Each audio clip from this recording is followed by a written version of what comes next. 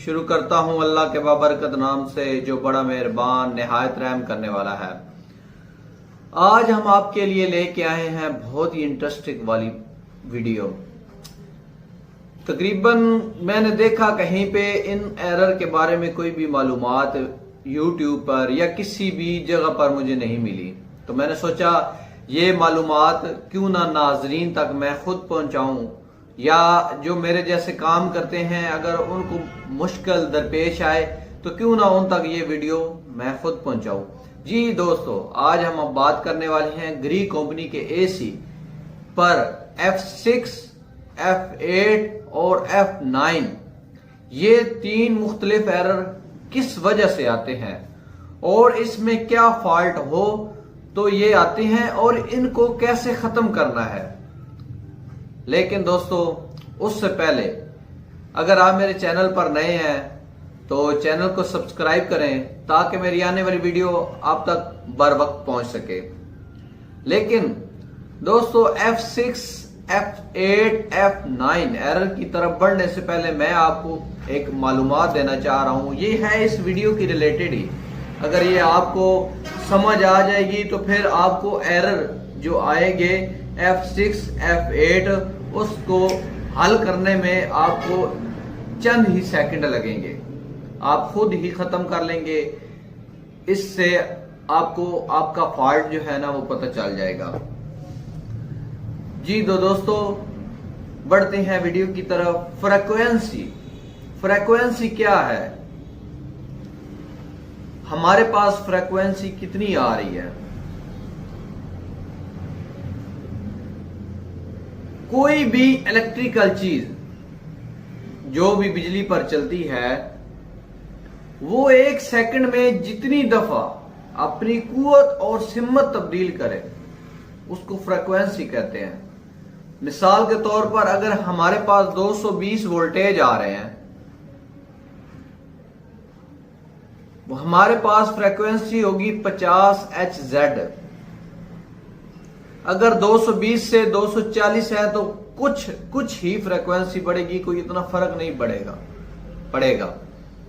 अगर हमारे पास 250 से ज्यादा वोल्टेज आते हैं तो फिर वो 60 Hz से भी ज्यादा हो जाएगी। लेकिन 250 वोल्टेज तक 60 Hz फ्रीक्वेंसी आती है। इसी तरह अगर 200 से कम होंगे वोल्टेज तो वो 50 Hz से फ्रीक्वेंसी भी कम हो जाएगी, 40 पे आ जाएगी।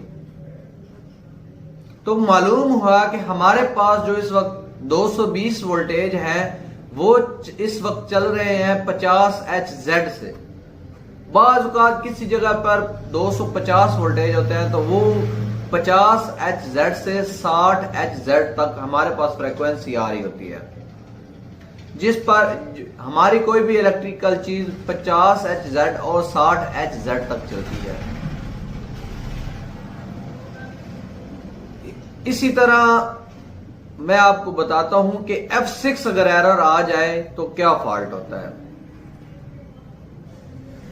अगर आपके घर में ग्री कंपनी का एसी लगा हुआ है और उसकी स्क्रीन पर F6 का एरर आ रहा है तो वो फॉल्ट है आपका वोल्टेज ओवर होने की शक्ल में। मतलब आपके 250 से ज्यादा वोल्टेज आ रहे हैं। अब हमारे पास जो कंप्रेसर लगा हुआ है या जो हमारा सिस्टम लगा हुआ है वो 220 से 240 या 250 तक बर्दाश्त कर सकता है। मतलब 50 Hz से 60 Hz तक फ्रीक्वेंसी बर्दाश्त कर सकता है। जैसे ही उसको वोल्टेज ओवर मिलेंगे, 250 से ऊपर मिलेंगे, उसको फ्रीक्वेंसी ज्यादा मिल जाएगी, उसकी सिम्मत तेजी से तब्दील होगी, कुव्वत और सिम्मत तेजी से तब्दील होगी। उस शक्ल में आपका जो कंप्रेसर है वो गर्म होगा और गर्म होने के बाद या उसके एम्पेयर ज्यादा हो जाएंगे जिस वजह से ओवरलोड लगा होता है तो फिर वो ट्रिप कर जाता है। उस शक्ल में आपके जो ग्री कंपनी के इंडोर की स्क्रीन पर F6 का एरर आता है वो ओवर वोल्टेज की वजह से आता है। वो आपके 250 से वोल्टेज ज्यादा है, उस वजह से आपका जो एरर आ रहा है वो F6 एरर आ रहा है। तो दोस्तों, दूसरे एरर की तरफ चलते हैं, F8। ग्री कंपनी के इन एसी की इंडोर की स्क्रीन पर अगर F8 एरर आ रहा है तो आपको भी घबराने की जरूरत नहीं है। F8 एरर जो है वो वोल्टेज कम होने की सूरत में F8 एरर आता है। मिसाल के तौर पर अगर आपके घर इन्वर्टर एसी लगा हुआ है तो वो तकरीबन 160-70 वोल्टेज तक वो चल जाता है। उसके एम्पेयर बेशक थोड़े से ज्यादा हो जाते हैं, बिजली की खपत थोड़ी ज्यादा हो जाती है, लेकिन वो चल जाता है। कूलिंग में थोड़ी कमी आ जाती है, लेकिन वो बिल्कुल बंद नहीं होता, थोड़ा बहुत काम कर रहा रहता है। अगर आपका सादा एसी पुराने मॉडल वाला लगा हुआ है तो उस पे F8 का एरर जो आ रहा है वो आपके 200 से वोल्टेज कम होंगे तो फिर F8 का एरर आ जाएगा, क्योंकि कंप्रेसर जो है वो बंद हो जाता है वोल्टेज कम होने की वजह से। क्योंकि सादा एसी तो 200 वोल्टेज से कम नहीं चलता, लेकिन जो है इन्वर्टर एसी वो 160 से 170 तक चलता है। इन्वर्टर एसी पर अगर आपके 150 वोल्टेज होंगे या इससे कम होंगे तो फिर F8 का एरर आएगा। अगर आपके घर ग्री कंपनी का सादा एसी लगा हुआ है तो उसके आपके 200 से कम, मिसाल के तौर पर 170, 180, 190, 195 तक चल जाएगा, लेकिन 190 तक अगर आपके वोल्टेज आ रहे हैं तो फिर आपका जो है वो एसी ग्री कंपनी का एसी F8 का एरर शो कर देगा। और आपने क्या करना है, अगर वोल्टेज ज्यादा है, F6 वोल्टेज ज्यादा होने की वजह से F6 का एरर आ रहा है और F8 का एरर वोल्टेज कम होने की वजह से आ रहा है। समझ आ गई या अभी कुछ और समझाऊं तफसील से? मकसद, अगर आपके वोल्टेज 250 से ज्यादा आ रहे हैं तो F6 का एरर आएगा। अगर आपके वोल्टेज 200 से कम सादा एसी है तो फिर उसकी स्क्रीन पर F8 का एरर आएगा। अगर इन्वर्टर है तो उससे के आपके जो 160 से कम वोल्टेज होंगे तो फिर F8 का एरर आ जाएगा। तो दोस्तों, अपने तीसरे एरर F9 की तरफ चलते हैं। F9 एरर, ये भी अगर ग्री कंपनी का ये एसी है और उसकी स्क्रीन पर F9 का एरर आ रहा है,